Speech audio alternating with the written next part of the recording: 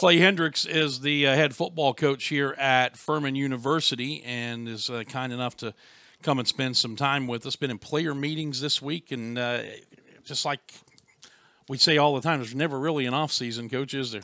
There's really not. I actually just had a few this morning. I think I've got about 15 more guys to go. I've gone well. Just try to find a time this time of year just to sit down individually with each one of them. And but they've been good, been productive meetings. What are the nature of those conversations? Obviously, without giving us intimate details, but why do coaches have individual player meetings? Well, I mean, our assistants have done it certainly before. I think in my case, we talk about the academic side and where they are. We've got a couple of weeks left in this term. A little bit of maybe what they want to do, later on. Good chance just to get to know them a little bit. I mean, you feel like at this point in time, it's certainly different than it was a year ago because I know these kids much better. Maybe what our expectations are. As I like to tell them, it's this is how I see it, and you tell me if you see it different. Just that we're on the same page, and they've been good. It's been a productive time. It really has. A year ago, were you having to put the athletic tape across the helmets with the names of the players on them so you knew who everybody was? Well, even when they didn't have helmets on, we even put it on their shirts a few times, but. We talked about. I think we put them in numbers last year, even during some of our running workout drills, so we would kind of know. We didn't have to do that this year. So, but no, we've got a good group. Been working really, really well, in our off-season program, and it's been a spring around here is challenging for us. We have more players in other sports, and just working around class schedules. I think, golly, Andre, there's maybe about 4 different times during the day we have to try to get them all in the weight room. And then other sports need to use the weight room too. So there's a lot of challenges to kind of make it all happen. Long days, even though it's off season, but it's been really productive. They've handled it well. I want to talk about the philosophy you've taken in this offseason and going back to the end of last year and the marvelous season that we had here in your first year. The words you used for a couple of games at the end of the year, and especially after it was over, was we got exposed. That was your word. Teams that were a little bigger, a little faster, and a little stronger. So you made a conscious choice to go much earlier than normal with spring practice, hoping that you would get more time in the weight room and can maybe make up some of that ground. Am I accurate in that? Yeah, that's exactly it. I wanted to go early. First of all, I didn't have much staff change, which, that helps. When you have it helps, certainly helps a bunch. So, and to be honest with you, we revamped the entire system offensively from a communication standpoint. We had some time in December, both in January, because we got ahead in recruiting. We're able to do that. To me, it was more important the gains we could make from March 1st to the end of May in the weight room. To me, that was more important than the carryover time from spring practice. I think spring practice is always carryover. It's a necessity, but I don't know. The fact if you were finishing practice today, does it help you more in August because you had less time? I don't think so. I thought we had a really productive spring. I think we've made some really good gains in the weight room. It's been kind of fun to watch some of those bodies change. And you're asking, Elijah McCoy asked the other day, he said, Coach, I've gained, 8 pounds in the last, 5 weeks. Just an example. I think we've had a lot of guys like that. And that's 8 pounds of muscle. Well, you would hope so. He looks well. And he was a young body. He was one of those young bodies in there. And, you play that position. There's a lot of wear and tear in a season, and bodies coming at you from all directions, and usually those bodies coming to him are bigger than him. So I've been really pleased with the progress we've made. Well, let's go back to the spring practice, because as you are laying the foundation for the 2018 football season, you've got a dynamic where you've got just about everybody coming back on defense. And your major changes, obviously, are on the offensive end, where you're replacing a quarterback, you're replacing just an incredibly productive tight end in Andy Shumpert. Of course, P.J. Blazejowski was a quarterback. You've got changes at wide receiver. You've got changes at offensive line in places. So the offensive side of things are obviously where the biggest question marks are. What did you see in the spring that was encouraging on that side of the ball? Well, I felt like this. If you'd asked me that this time last year, what's your identity? Well, I knew what I wanted it to be. I do feel like we have a little bit of an identity now. We kind of know who we are. So we were able to recruit to that. Really pleased, a little more depth, certainly, numbers-wise, much different situation we were in a year ago. We played so many young guys. They should have been a lot better, but they're still young guys, and I think we have to realize that as coaches. I've told our team, I said, when we start playing in September, we're going to play to our strengths, and whatever they are at that time. If it's, hand the ball to fullback, and we'll do a lot of that. But I really think this time of year, I think you need to spend a lot of your time identifying your weaknesses, and that's individually. And you better focus on those weaknesses and trying to improve them, because you can't do a lot about those when you get into September. So I just think it's been, where are our deficiencies? Some of those were physically. That's why I thought the weight room. Right. A lot of our problems I thought were physically, just physical maturity. And so we're trying to address that in the offseason in the weight program. And then, we're 15 months into this thing, and our roster has changed. I looked one day. I think our roster is about 55% different than it was when we got here. That's not all going to change overnight, and it's not going to change in 13 months. So it's still a work in progress.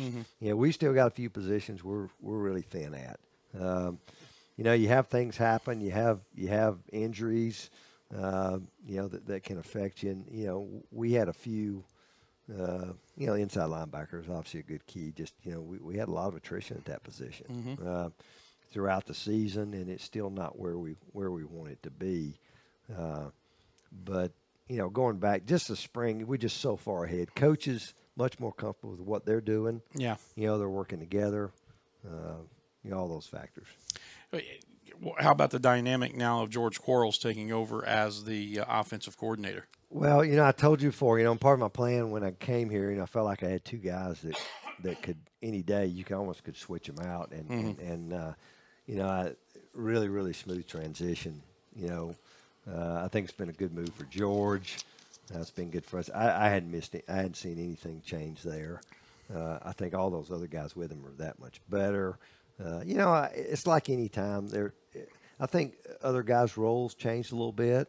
And they've all accepted those well. And then, Connor Shaw's been a phenomenal addition to our staff in lots of ways. I've already seen a change in recruiting. I wanted another quarterback guy on staff, and he had coached tight ends, but I think he's taken ownership of that position. And but he also brought a little publicity too, didn't he? Absolutely, it continues to. Yeah. Continues to, and we stuck him down there in an Atlanta area where he's kind of from. Yeah.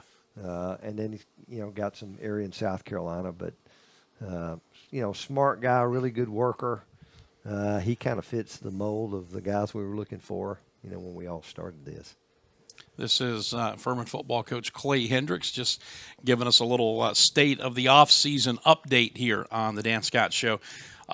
Let's talk about the quarterback position, specifically coming out of spring practice with PJ gone. Obviously, that's the hole that everybody else is looking at, whether necessarily you are or not. That's what the media focuses on, the fans are focusing on. So just talk about the quarterback position, where we are right now, and will someone from a freshman standpoint come in and challenge maybe in the fall? Well, I've told our guys this. I said, I think the day we finished spring practice, I told our coaches, we were sitting in there, we're looking at our board, our depth chart, and I said, really there's two positions right now that, today we're not as good as we were a year ago. One of them is at center, Lost a pretty good player there. Yeah, Matthew Schmidt can play a little bit. I like the guys we got coming along, but we're not where we were there. And I said the other one's quarterback.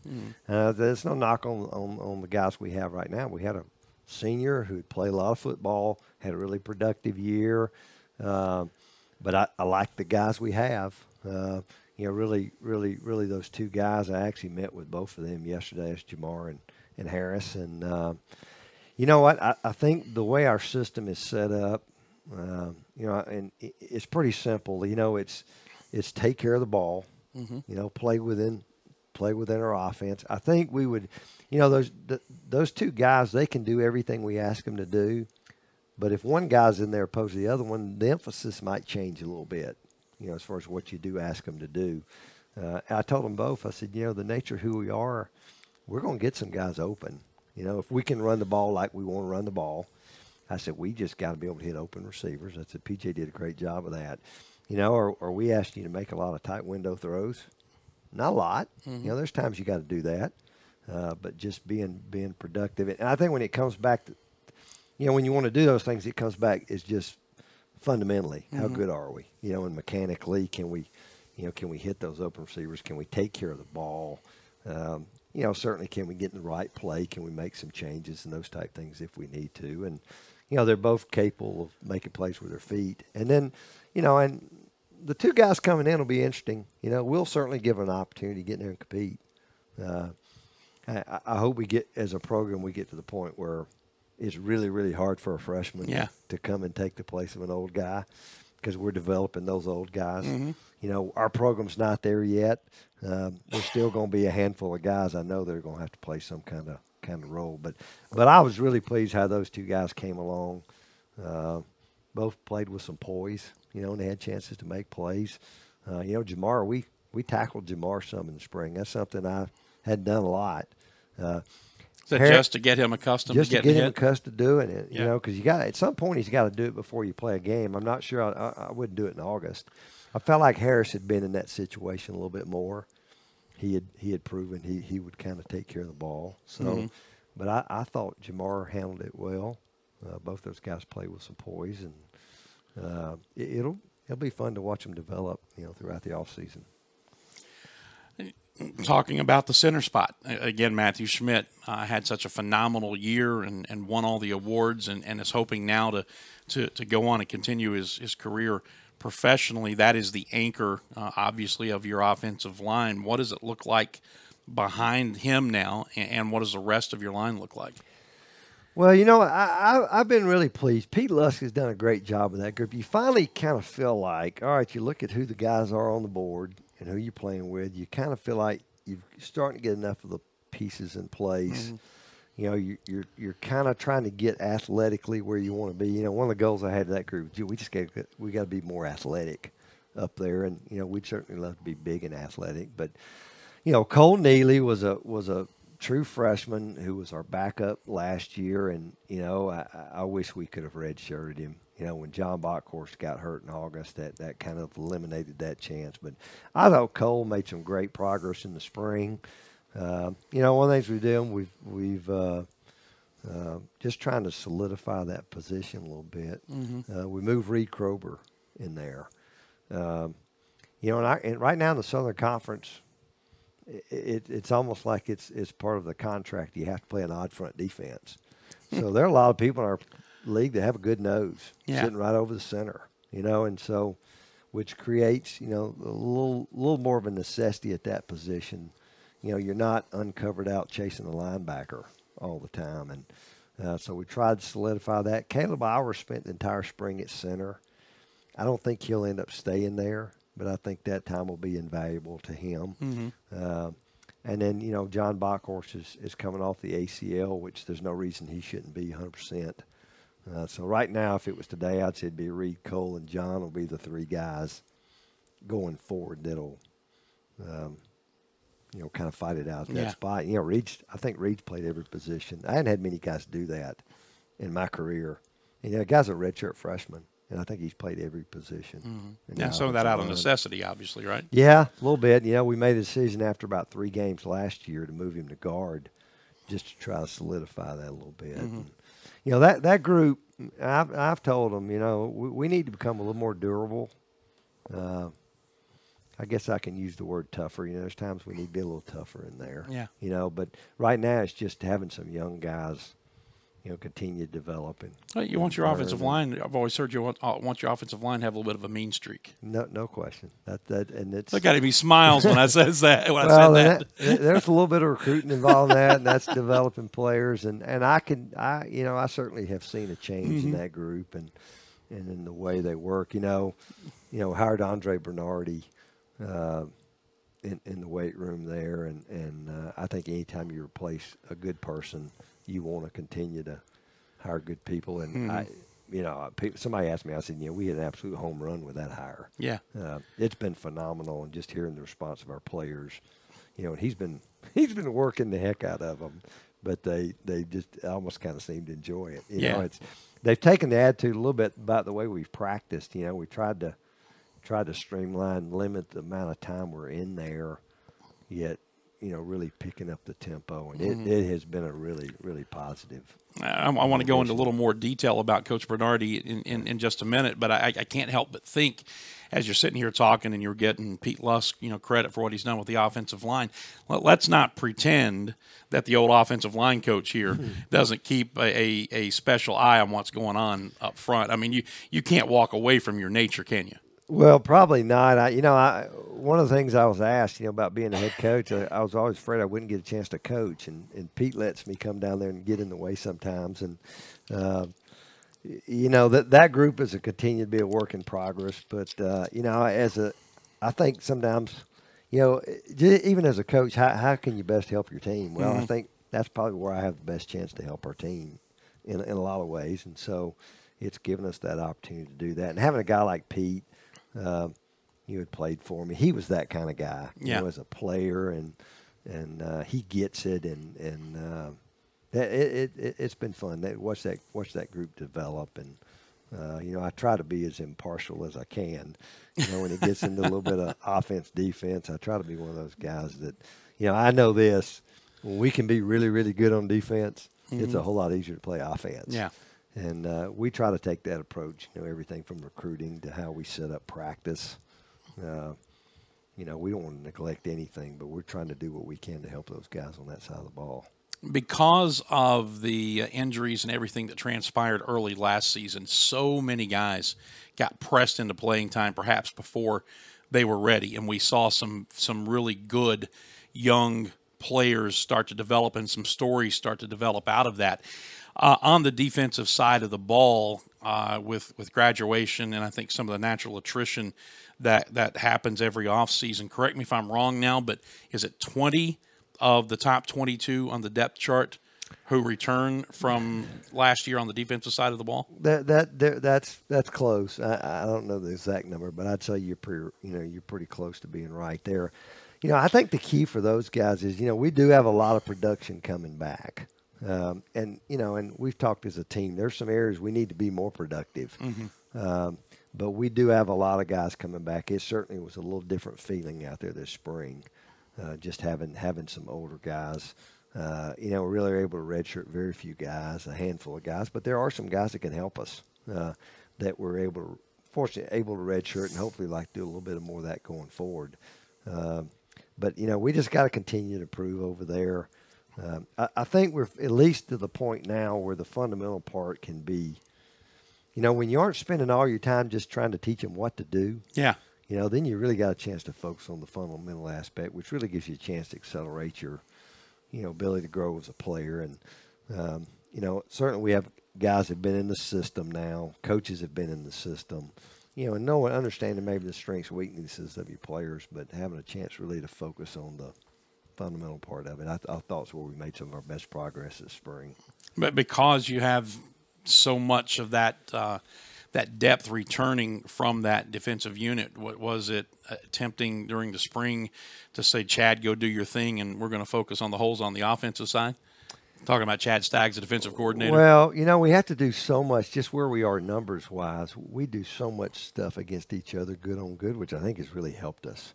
I think one of the things we probably where I tried to help him a little bit this spring was, we're a pretty multiple group on offense. And we, as even some opponents said, people that I know, one guy told me, he said, y'all are running 3 offenses. Well, I don't really know we're running 3 offenses, but we do some different things. Well, as a defense, and even practice-wise, that can make it a little challenging, particularly when you have some young guys and they're having to adjust all those different looks. We tried to segment practice a little bit more where they had a little better idea of exactly what they were seeing, in those certain segments where it was an all-gun segment, gun run, or some of the old traditional double slot 3-back stuff we did where we just tried to narrow the focus. Yeah. And then when you do that, it makes it harder on the offense because I think one of our strengths is being able to mix and match and go fast. But I think that's probably where we tried to help them as much as anything, just to help the development of some young guys, particularly in the back half. And, the thing about it, too, is the fact that you are so multiple offensively, and the big picture can only help that defense when you're practicing because, as Chad and I have talked, and you and I have talked, in the Southern Conference, you see just about every kind of offense there is out there, from the spread to versions of what we do. I mean, so every week it's a different challenge for a defensive coordinator in this league. Well, there's no question about that. And I think one of the things I don't consider us an option football team. I know we run quite a bit of option, but I feel like if we're playing the Citadel, we can do a pretty good job preparing our defense because we feel like we can do those things and execute them at a pretty high level because it's a part of what we do. If we're playing, a Samford who's going to throw it 50, 60 times a game, we feel like we're certainly capable of presenting that look to our defense, even in preparation, because it is stuff that we do. And so I think you got to always have a chance to continue to develop secondary players.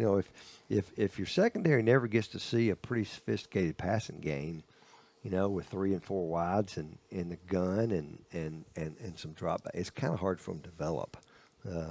Because at the end of the day, if we want to be where we want to be, and that's winning a conference championship and having a chance to compete for a national championship, you're going to have to be able to play against those people. And, there's going to be people you're going to have to beat, that do all those things. And so I think as we, put together who we are offensively and defensively, that's kind of in mind.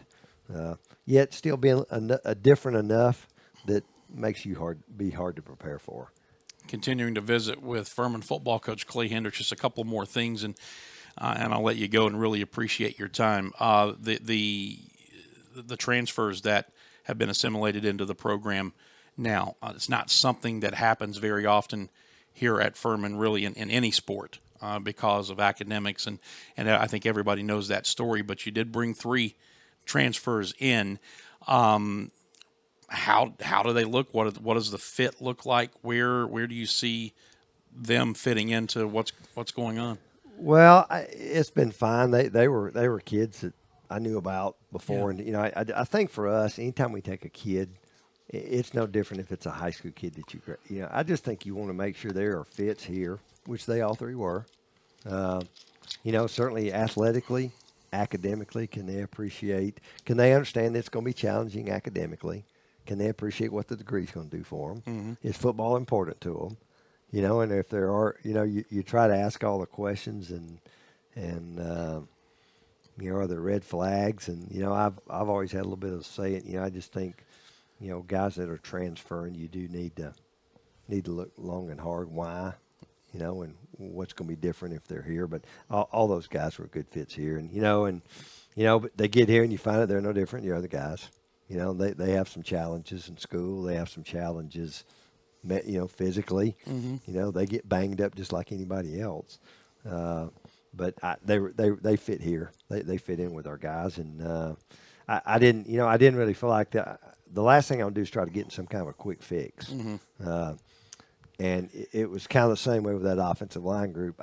They'd signed a lot of guys before we got here. We took 1 each of the last 2 years. We've shifted a couple of guys around. Jordan Harris, we moved. He started 3 games at defensive tackle, and we moved him over there. It's been an unbelievable move for him and for us. I'm just really excited about what he's going to bring to the table in that group. And we had some younger guys that we felt like we could play with. So, I like where we are, where we're headed. We still got some holes to fill. We do. I would like to think if we're sitting here a year from now, we're in a lot better spot depth-wise at certain spots. We're still a little thin at some spots. Well, like you said, 15 months in, it's not all going to rectify itself that quickly. It takes time. And people these days don't like to hear that. and you may have kind of hurt your own cause with that standpoint by having the season you had in year one. Quite honestly, now the expectations from fans, you know how fans are, the expectations are probably significantly higher. Not probably, they are significantly higher here in year two than they were going into the first year. Well, I imagine we had some low expectations coming into the year, and I really wasn't sure what my expectations were, other than just if we could just kind of keep improving. Yeah. And I think for the most part we did. People ask about the expectations. Especially once you get into it, I'd a whole lot rather somebody think I'm going to be pretty good than nobody thinks you're ever going to be very good. Yeah. And does there come a little bit more pressure of that? I don't know, maybe. But, that's where we want to be. I'd love to be picked first every year, because if you do that, that means you got a chance to have a pretty good team. Right. I think as long as you continue to put the time and the work and you keep things in perspective. But that's where we'd want, we'd like to be a top 10 team every year, at the start of the year, because that's what people think about your program. And we were that once before. Yeah. But that comes from playing well, continue to improve, continue to recruit well, develop players, and most importantly, get guys that are fit here. Yeah. Finally, let's hyper focus in on Coach Bernardi and that change at the strength and conditioning spot. David Abernathy leaves after 7 seasons, I believe, here, and so Coach Bernardi comes from North Greenville, and everybody that I talk to, regardless of the sport, say that this guy is just a maniac, but in a good way. Right. He has gotten rave reviews from everybody that I've talked to. Well, and me too. I feel that way about him. Our players feel that way about him. There were some things we wanted to change in there, and I know Coach Ab and I we had talked about it even in December before the other opportunity for him even came up, and then finally when we went and we had to hire a guy and went. So some of the things we were looking for, guy, he's just been. I used that term earlier. He's talking about a home run hire, and to be honest with you. And I know I'm partial because it's football. I'm saying for Furman athletics, I'd be surprised if you didn't ask. I walk through there and he's in there coaching the heck out of the women's teams that are in there. You name it. He's just that kind of guy. And but just he has set a standard in there, much like we would like to want to set football wise, and he holds them to that standard. And when they don't. When they aren't carrying out the standards we expect, then there's a price to pay. Yeah. And it's been kind of interesting to watch him kind of take that. And I guess he's been here about 6 weeks. Yeah. What's been the because you were on the at least the interview committee, you had a little bit of a say in the hiring process. What was it in that part of the process that made him stand out to you? Well, the thing stood out to me, I think anytime I knew some people that had worked with him, that I had a whole lot of faith and trust in, and I know kind of the things they value, I knew I valued. Yeah. Chad had, he had played for him when they were at North Greenville, and, he was a really good player. You know what? I've been more, it's like when you go visit people and you try to learn from other places. I've always been just kind of more interested in who's doing more with less, and I think the job he had up there at North Greenville was a challenging job. I think he was the first strength coach they ever had. Right.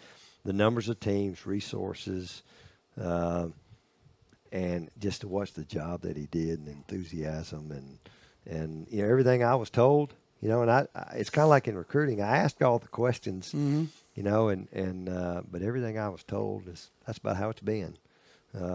So I just thought he was a really good fit here. He was already living, right up the road here in Travelers Rest, and it has been interesting to watch our kids kind of come around because he has I mean, they put in a day's work. He's challenged when they them. go. He has challenged them, and you know, and just his enthusiasm and just the way he demands things.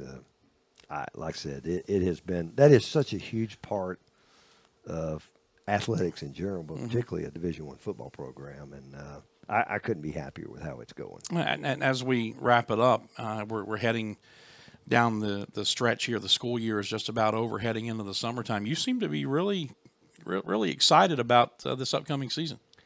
Well, you know, we got a chance to have a pretty good football team. You know, there's no guarantees. We certainly have a challenging start to it.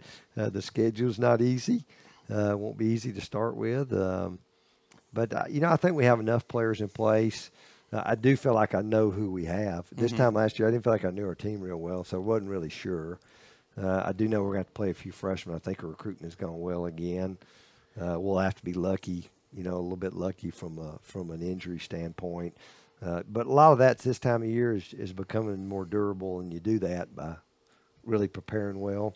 I think our staff will do a phenomenal job, and I mean, at the end of the day, we'll have to go play. But I like some of our young players. I like those quarterbacks. I do think we have good enough players around them that it's not going to be an all on their shoulders kind of deal. But I don't know. I don't know how you can. I think everybody's a little bit enthusiastic this time of year. It's kind of like, you know, signing day recruiting. Whoever gets up there and says we didn't get anybody we wanted.